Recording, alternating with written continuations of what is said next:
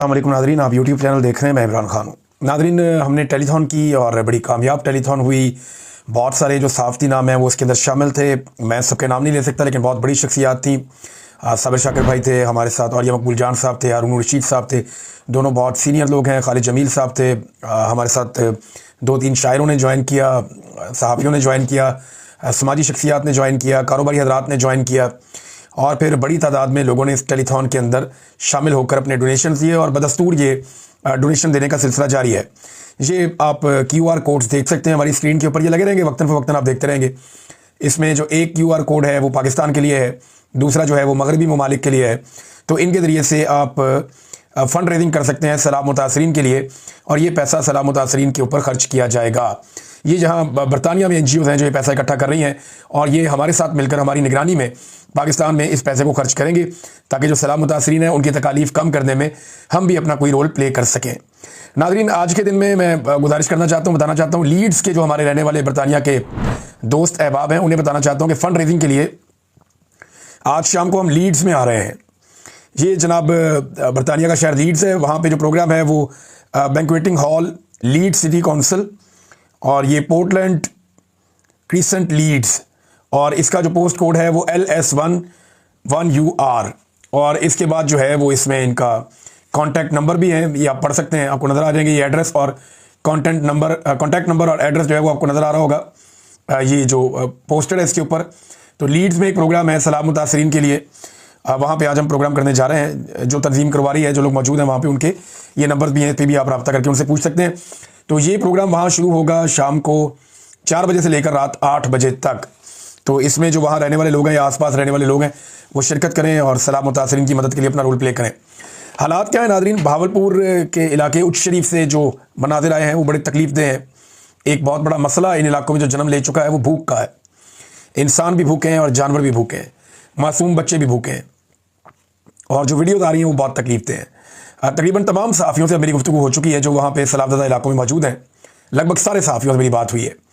कुछ से तो हमने बात की जब हमारी टेलीथॉन चल रही थी, ट्रांसमिशन उसमें की, उसमें जो है वो अदनान हैदर साहब वहाँ मौजूद थे, उन्होंने ट्रांसमिशन में बात की, हसनैन ने बात की, उसके अलावा वहाँ पे गोंदल साहब ने बात की, दीगर कुछ और दोस्त जो वहाँ करीब मौजूद हैं उन्होंने बात की। तो उन्होंने बताया जी जो मालूमात उन्होंने दी हैं वो बड़ी मायूस कुन है। जितने हालात हमने बुरे बयान किए हैं उससे भी बदतर हालात हैं इस वक्त। अगर आप वहाँ पे सहाफ़ियों से रियल रिपोर्ट लें तो आपको पता चलता है। रेस्क्यू और जो रिलीफ का ड्रामा है वो सिर्फ वहाँ तक महदूद होता है जहाँ तक राजकुमारी टिकटॉकनी या उनकी कोई साथी टिकटॉकर वहाँ पे मौजूद हो, बस वहाँ तक ही एक ये ड्रामा महदूद होता है। एक ख़ास बंद का इलाका है जहाँ पे ब्यूरोक्रेट भी जाते हैं, पुलिस भी जाती है, मीडिया को भी ले जाया जाता है, जबकि वहाँ पे जो टिकटॉकनियाँ हैं वो भी वहाँ पे आती हैं, और ये जो राजकुमारी की हुकूमत है वो वहीं पे आके और वहाँ से वापस चले जाते हैं। और उसी जगह के ऊपर पूरा एक डेरा भी एक लगाया हुआ है सीनियर मिनिस्टर ने पंजाब की, और जबकि आवाम बाकी जगहों पे बिलक बिलक कर रो रहे हैं। अभी मैं एक वीडियो देख रहा था, इसमें शहबाज साहब जो है वो बहुत दूर के इलाकों में निकल गए और उन्होंने जाकर वहाँ से रिपोर्ट किया कि यहाँ पे तो कोई रेस्क्यू वाला पहुँचा ही नहीं, हुकूमत का यहाँ पे कोई वजूद ही नहीं है, कोई भी लोगों की मदद के लिए नहीं आया, बल्कि लोग अपनी मदद आप करने की कोशिश करते हैं, लेकिन पानी में वो अपनी मदद कैसे करें। अब पानी कोई 1 आधा फुट नीचे गया है, जो अब तक इतलात आ रही है जिस वक्त मैं ये वीडियो रिकॉर्ड कर रहा हूँ।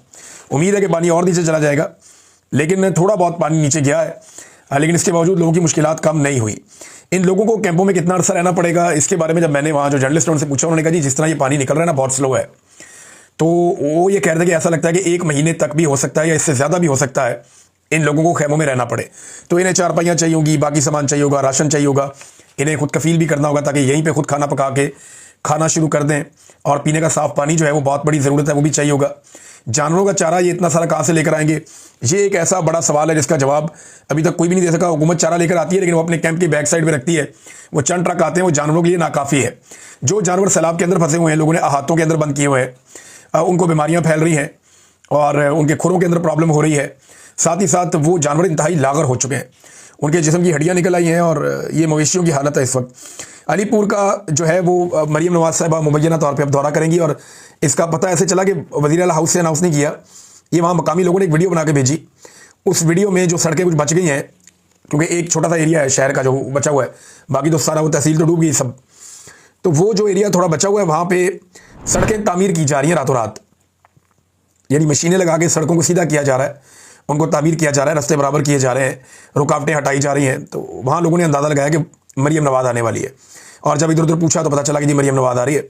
तो आप अंदाज़ा करें कि इस सैलाब के माहौल में, तबाही और बर्बादी के इस माहौल में, जहाँ इंतज़ामिया को अपनी सारी मशीनरी और ताकत को इस्तेमाल करना चाहिए था सैलाबज़दा लोगों की ज़िंदगियाँ बचाने के लिए, वहाँ पर राजकुमारी की आमद के मौके पर टिकटॉक्स अच्छे बन जाएँ, इस वजह से जो है वो सड़कें रातों रात तामीर की जा रही हैं, उनको सेट किया जा रहा है, मरहम पट्टी की जा रही है सड़कों की।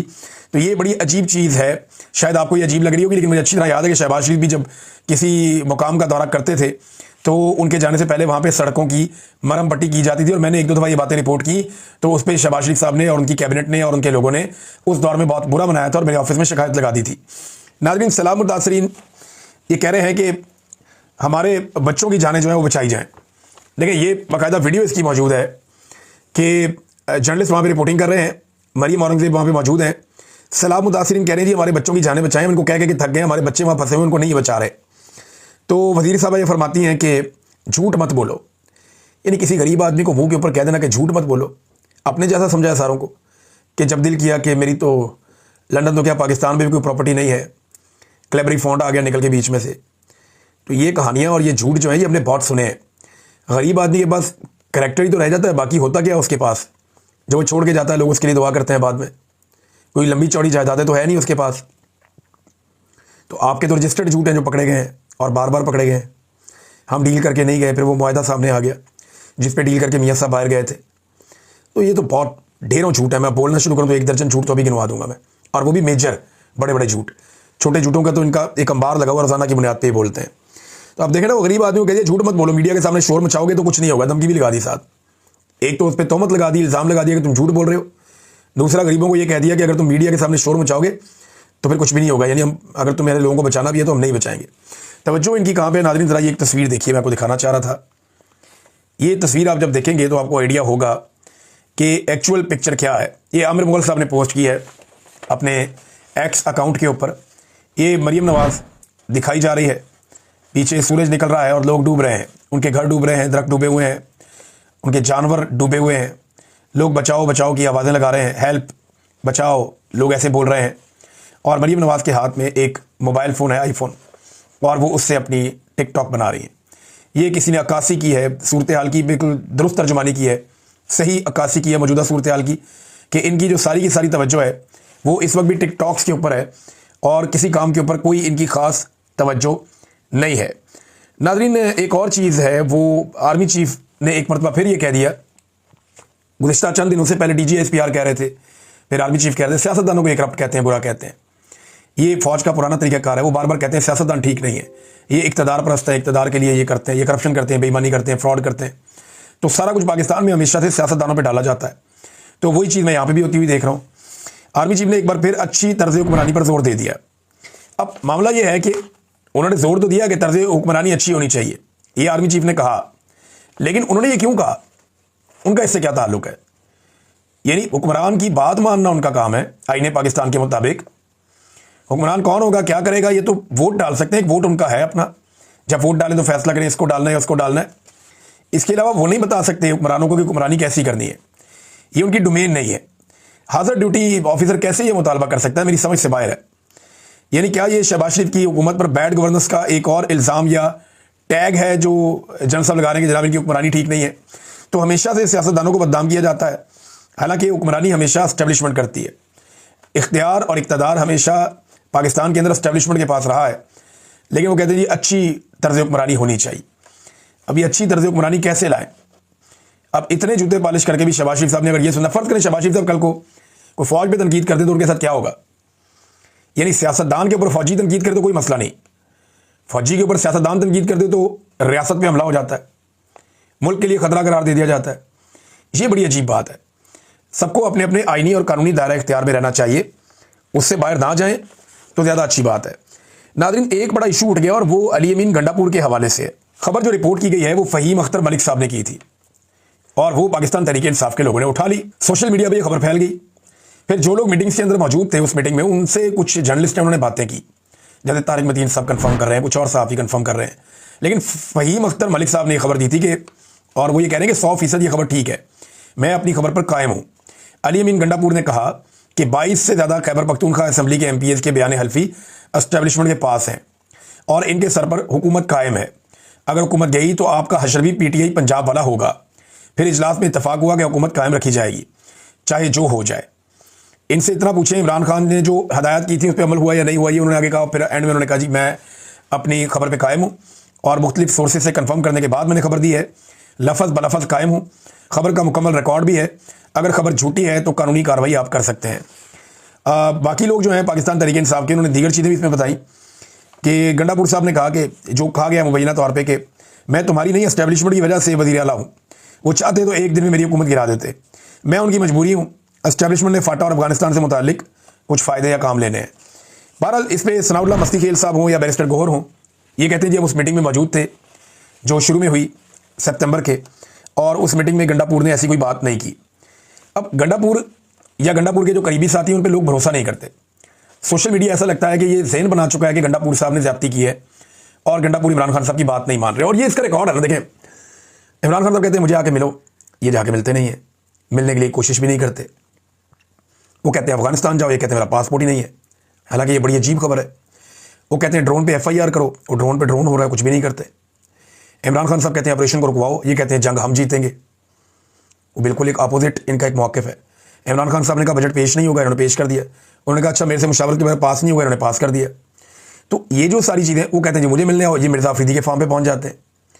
तो 4-5 ऐसे मुतालबात हैं इमरान खान साहब के जो उनकी हदायत हैं, जिन पर अली अमीन गंडापुर साहब ने गुज़िश्ता कुछ अरसे में कोई अमल दरामद नहीं किया। एक सवाल ये उठता है कि अली अमीन गंडापुर साहब अब सख्त ज़बान इस्तेमाल करते हैं, इसके बावजूद लोग उन पर भरोसा नहीं करते। यानी अभी इन्होंने कल जो स्टेटमेंट रात को आया उसमें बड़ी धमकियाँ दी है कि ऑल ओवर द वर्ल्ड में चैलेंज कर रहा हूँ, सबके लिए बात कर रहा हूँ। ऑल ओवर द वर्ल्ड करने की ज़रूरत ही नहीं है, पाकिस्तान में बात करनी है सिर्फ, और डी चौक जाना था, वहाँ आप गए नहीं। बहरहाल गंडापुर साहब कहते हैं जी कि इमरान खान को कोई माइनस नहीं कर सकता, कोई बाई का लाल ऐसा नहीं है, किसी के बाप में भी ये हिम्मत नहीं है। बड़ी धमकियाँ में सख्त लहजा, लेकिन PTI अब मुतासिर नहीं होती उनके स्टेटमेंट से। गंडापुर साहब के अपने मीडिया के करीबी लोग हैं कुछ, वो इसको वायरल करने की कोशिश करते हैं, यानी वो इसको उनका स्टेटमेंट उठाते हैं, उसको लगाते हैं, लेकिन वो वायरल होता नहीं है। लोग उसे रीपोस्ट ही नहीं करते, बल्कि उसके ऊपर लोग जो कुछ लिखते हैं वो मैं यहाँ पढ़ भी नहीं सकता। गंडापुर साहब की मुखालफत पार्टी में बहुत हद तक बढ़ चुकी है। अगर इमरान खान साहब ने गंडापुर को रेस्क्यू ना किया तो उनकी हालत शेर अफजल मरवत वाली हो जाएगी, या उनकी हालत जहांगीर तरीन वाली हो जाएगी, या वो महमूद खान और परवेज़ खट्टक बन जाएंगे। मुझे तो ऐसा दिखाई दे रहा है, नहीं साफ दिखाई दे रहा है, गंडापुर साहब दोबारा DI खान से इलेक्शन भी नहीं जीत पाएंगे। अगर इमरान खान साहब ने उन्हें रेस्क्यू ना किया तो वो इलेक्शन लड़ने की पोजीशन में नहीं होंगे।